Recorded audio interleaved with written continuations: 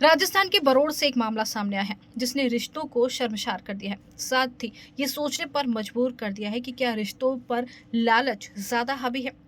जी हाँ, एक वीडियो इस समय वायरल हो रहा है जिसमें दो बेटे आपस में लड़ रहे हैं, वो भी इसलिए कि उनकी मां के निधन के बाद कड़े किसको मिलेंगे। जी हाँ, चांदी के कड़ों को लेकर ये पूरी लड़ाई हो रही है। बेटों को इस बात की चिंता नहीं है कि माँ का शव पड़ा है।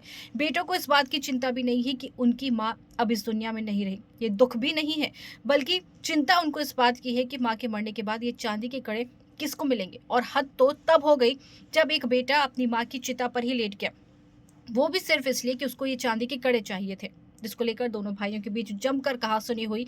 और यहाँ पर लोग ये देखने को मजबूर हो गए और ये सोचने को मजबूर थे कि आखिर माँ की चिता को आग देने की बजाय ये बेटे उनके संपत्ति के लिए लड़ रहे हैं, चांदी के कड़ों के लिए लड़ रहे हैं।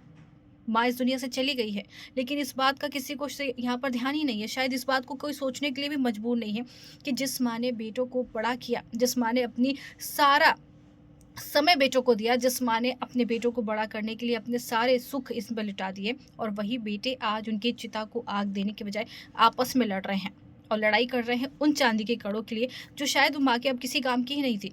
उनकी संपत्ति तो वो बेटे थे, जो बेटे आपस में माँ के लिए नहीं बल्कि माँ के चांदी के कड़ों के लिए लड़ रहे थे। ये मामला सामने आया, ये वीडियो सामने आया और एक शर्मनाक सोच भी सामने आई है। ये सोच इसलिए मैं कह रही हूँ क्योंकि यहाँ पर ये दर्शाती है कि रिश्तों से ज़्यादा लालच यहाँ पर ज़्यादा देखने को मिल रही है। लालच ज़्यादा हावी है, रिश्ते कम है।